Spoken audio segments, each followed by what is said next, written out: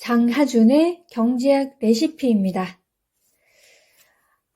지금 표지에 생선, 마늘, 초콜릿, 이런 음식이 나오고요. 마늘에서 초콜릿까지 18가지 재료로 요리한 경제 이야기. 전 세계가 주목하는 경제학자 장하준 10년 만의 신작. 전 세계에서 보고 있군요. 지은이 장하준. 서울대학교 경제학과를 졸업하고 영국 케임브리지 대학교에서 경제학 석사 및 박사학위를 받았습니다. 이력이 굉장하시고요. 그리고 주요 저서로 장하준의 경제학 레시피, 경제학 강의, 그들이 말하지 않는 23가지, 사다리 거저차기 등이 있습니다. 차례를 보면 머릿말에 마늘, 그리고 1장 도토리, 2장 오크라, 코코넛, 멸치, 새우, 국수, 당근, 소고기, 9장 바나나, 그리고 16장 딸기, 17장 초콜릿까지 해서 경제를 어떻게 음식하고 접목을 시켜서 내용이 전개될지 궁금증을 유발합니다. 삶과 세상을 더 희망차게 바꾸는 18가지 길을 제시하다. 장하준의 경제학 레시피. 구성은 먼저 머릿말 마늘부터 1부 편견 넘어서기, 2부 생산성 높이기, 3부 전 세계가 잘 살기, 4부 함께 살아가기, 5부 미래에 대해 생각하기, 그리고 맺는 말 경제학을 더 잘 먹는 법까지입니다. 책을 다 읽고 나서 내가 어쩌다 경제학을 선택하게 되었지? 라는 생각이 언뜻 들었는데 이제는 장르를 그닥 신경 쓰지 않게 된 것 같습니다. 독서하면서 공부해야 되나 이런 사고보다는 실생활에 필요하고 우리가 순간순간 겪는 일들의 상당 부분 함께하고 있는 이야기라고 보면 됩니다. 작가도 어렵고 멀게만 느끼지 말고 나의 현재와 미래의 생활을 생각하며 접근해야 한다고 합니다. 독특하게도 음식의 재료와 요리를 경제에 자연스럽게 연결해서 이목을 끄는 방식입니다. 갖가지 국수에 대한 이야기에 더해서 당면까지 설명을 하다가 파스타가 유명한 이탈리아로 넘어가서 자동차 산업으로까지 접목이 됩니다. 딸기를 이용한 다양한 조리법을 말하다가 딸기의 수확이 무척 번거롭고 저임금으로 노동자를 힘들게 한다는 것과 AI가 이러한 노동과 고차원적인 업무까지 자동화 시스템으로 대체할 수 있는 시대가 되고 있다고 합니다. 맛있는 음식에 대한 부담 없는 생각을 딱딱하게 여길 수 있는 세계의 경제의 연결고리를 만드는 것입니다.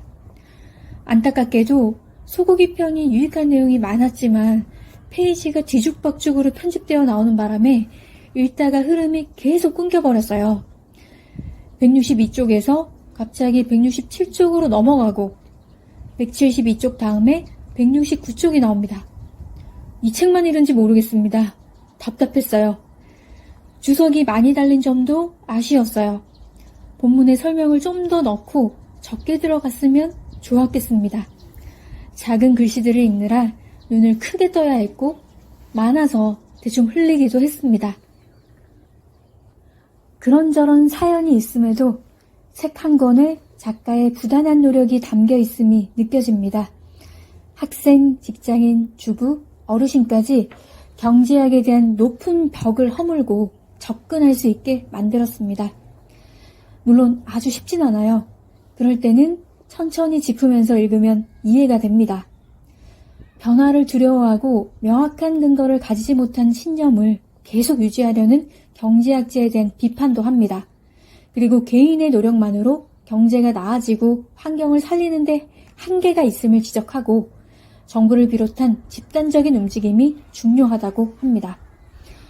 향신료나 자국에서 흔치 않은 식재료를 얻기 위해 또 다른 목적을 더해서 원주민과 힘이 약한 나라를 침범한 일, 선진국의 이익을 위해서 개발도상국의 불합리한 협정을 아직까지 하는 관행은 잘못된 이기주의가 얼마나 큰 피해를 줄 수 있는가를 여실히 보여주고 있습니다.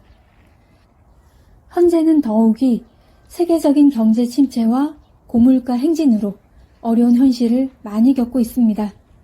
도미노처럼 다 같이 연결되어 어느 한 나라만 불을 쌓고 계속 안정되게 살 수는 없습니다. 그러나 침체기는 옛날에도 항상 있어 왔던 만큼 잘 겪으면 좀 더 나은 시기가 도래할 수 있다고 봅니다. 희망사항입니다.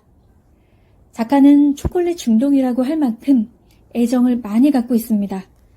초콜릿에 대해 이야기할 때는 신이 난다는 느낌이 들었어요. 초콜릿을 발전시킨 스위스를 예로 들어 탄탄한 제조업의 기반 하에 서비스업의 발전이 가능하며 양질의 공산품을 생산하는 능력은 한 나라의 생활 수준을 결정하는데 가장 중요한 요인이라고 합니다. 경제학 전문가라고 하면 책도 전문 도서가 되어 어렵고 지루할 것이라는 선입견이 들어서 가까이 하기엔 부담으로 느껴지기도 합니다. 작가는 좀 더 많은 사람들이 쉽게 들어올 수 있도록 문턱을 낮추어 맞아 주었습니다. 책에서 인상 깊은 부분을 읽어볼게요. 다만 40여 년간 경제학을 연구하고 이 분야에서 일해온 사람으로서 경제학 섭취에 대한 몇 가지 조언을 하고 싶다. 첫째, 골고루 먹는 것이 중요하다. 이 책에서 나는 경제학 내에 존재하는 다양한 관점을 소개하려고 시도했다. 관점에 따라 같은 현상을 다르게 보는 경우도 많다. 또는 다른 관점으로는 보이지 않던 것을 보게 해주는 관점도 있다. 경제학의 다양한 관점이 존재한다는 것을 인식하고 이해하는 일은 다양한 요리법으로 만든 다양한 음식을 골고루 먹는 것과 마찬가지로 경제학 섭취를 더 풍요롭게 할 뿐 아니라 더 균형 잡히고 건강하게 만들 것이다. 둘째, 새로운 것을 시도할 때는 열린 마음을 유지해야 한다. 나도 당근이 짭짤한 음식에만 들어간다는 선입견을 넘어서고 나서야 당근 케이크를 좋아하게 되었다. 마찬가지로 토마토가 파스타 소스나 샐러드, 스튜 등에 들어가는 짭짤한 음식의 재료라고만 생각한 사람이라면 한국인이 하는 것처럼 설탕에 찍어서 과일로 즐겨볼 것을 권한다. 음식에 관해서 보수적인 걸로 치면 세계 최고였던 영국인이 세상에서 가장 열린 마음으로 음식을 대하는 사람들로 변할 수 있다면 우리 모두 경제학에 관한 태도에 똑같은 변화를 가져오는 것도 충분히 가능할 것이다. 심지어 자기가 제일 좋아하는 경제학 이론을 더 잘 알고 그 이론의 장점과 단점을 충분히 이해하기 위해서라도 다른 경제학 이론에 대해 배우는 것이 필요하다. 셋째, 음식을 먹거나 조리할 때와 마찬가지로 경제학을 요리할 때 사용하는 재료의 출처와 기원을 확인하는 것이 필요하다. 대부분의 전문 경제학자들은 자신들이 하는 일을 물리학이나 화학처럼 객관적 사실과 반론의 여지가 없는 추정에 근거한 과학이라고 세상 사람들이 믿기를 바란다. 그러나 경제학적 분석은 신화 또는 기술적으로는 맞지만 왜곡된 방법으로 취합된 사실 또는 의문의 여지가 있거나 노골적으로 옳지 않은데 당연히 받아들여지는 가정을 바탕으로 이루어지는 경우가 많다. 이렇게 질 낮은 재료를 사용한 분석이라면 그 결과 나오는 경제학 요리는 잘해야 영양가 없는 음식이고 잘못하면 몸에 해로운 음식일 수 있다. 네, 여기까지입니다.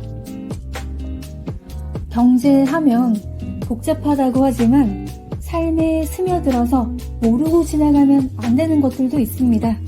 그럴 땐 거부하지 말고 알아가는 지혜도 필요하겠습니다.